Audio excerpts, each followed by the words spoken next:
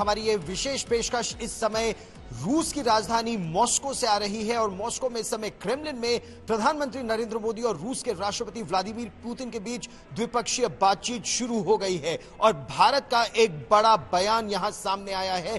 भारत के प्रधानमंत्री नरेंद्र मोदी ने साफ कर दिया है कि शांति की आवश्यकता है, युद्ध के मैदान में समाधान नहीं निकल सकता। रूस यूक्रेन युद्ध को लेकर भारत का बड़ा बयान, युद्ध के मैदान में समाधान संभव नहीं, भावी पीढ़ी के लिए शांति आवश्यक है, यह कहना है प्रधानमंत्री नरेंद्र मोदी का। बंदूक से नहीं, बातचीत से समाधान तलाशने की आवश्यकता है।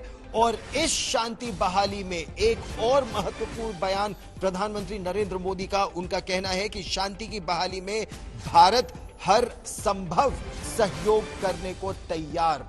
प्रधानमंत्री नरेंद्र मोदी ने राष्ट्रपति पुतिन के साथ बैठे हुए क्रेमलिन में यह बड़ा बयान दिया है। यह बहुत महत्वपूर्ण इसलिए भी हो जाता है क्योंकि ऐसी परिस्थिति में शांति बहाली का रास्ता कैसे निकलेगा। प्रधानमंत्री ने कहा पूरी दुनिया की निगाहें इस समय इस यात्रा पर है। सुनिए क्या कहा प्रधानमंत्री नरेंद्र मोदी ने।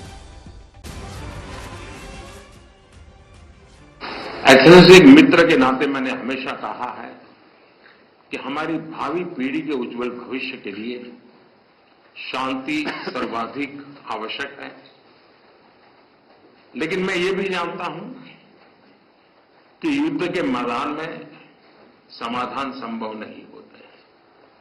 बम, बंदूक और गोलियों के बीच समाधान और शांति वार्ताएं सफल नहीं होती हैं और हमने वार्ता के माध्यम से ही शांति के रास्ते अपनाने होंगे। एक्सेलेंसी, युद्ध हो, संघर्ष हो, आतंकवादी हमले हो, मानवता में विश्वास करने वाला हर व्यक्ति जब जानहानि होती है तब बहुत पीड़ित होता है।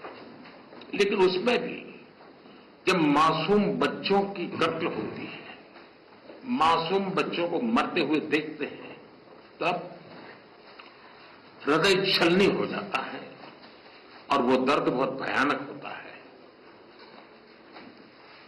और इस विषय में भी आपसे विस्तार से चर्चा हुई है।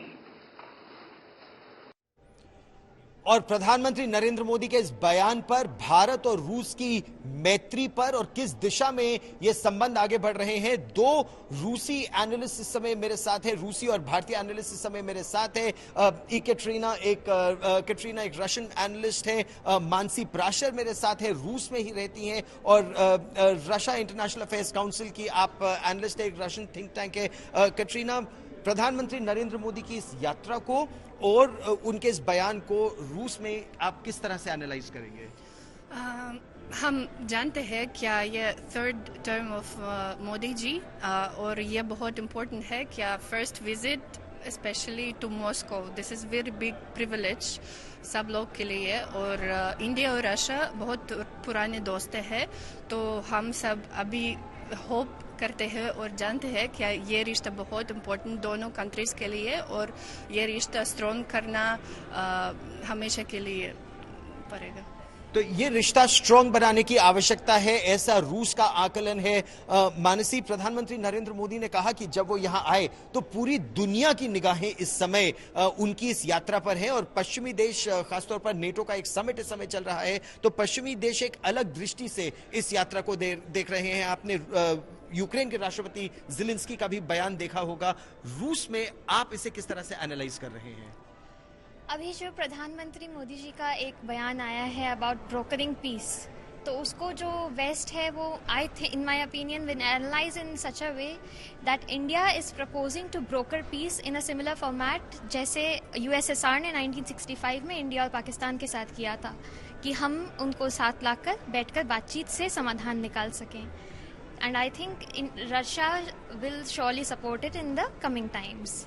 लेकिन भारत की इसमें भूमिका एक शांति दूत की तो हो सकती है, लेकिन भारत कैसे पीस ब्रोकर करेगा? क्योंकि रूस के साथ भारत के संबंध बहुत अच्छे हैं, वैसे तो भारत के संबंध यूक्रेन के साथ भी बहुत अच्छे हैं, लेकिन जब तक युद्ध के मैदान में गोलाबारी बंद नहीं होती, और प्रधानमंत्री ने यह भी कहा कि किसी भी युद्ध समाधान नहीं हो सकता, शांति के लिए युद्ध तो रोकना होगा। क्या यह युद्ध आपकी दृष्टि में रुक रहा है या फिर कुछ ऐसी ताकतें हैं जो इस युद्ध को और बढ़ा रहे हैं?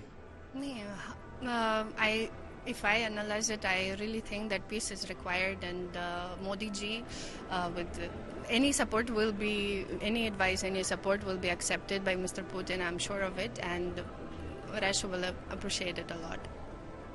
रूस के लोग क्या शांति चाहते हैं? ये आकलन है।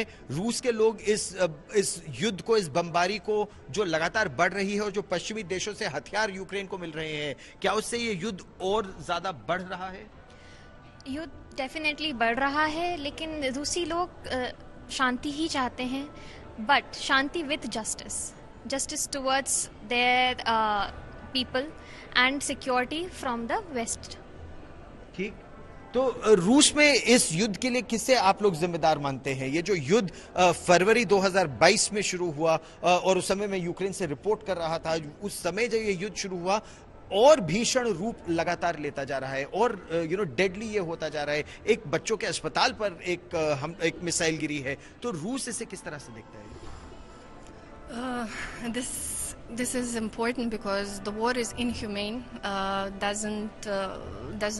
We should not sacrifice any lives, especially children. So for any Russian, it's a pain, huge pain, and we all want to have peace in our country as well. Nobody wants death of any citizens of any country. So हम सब बहुत peace चाहिए.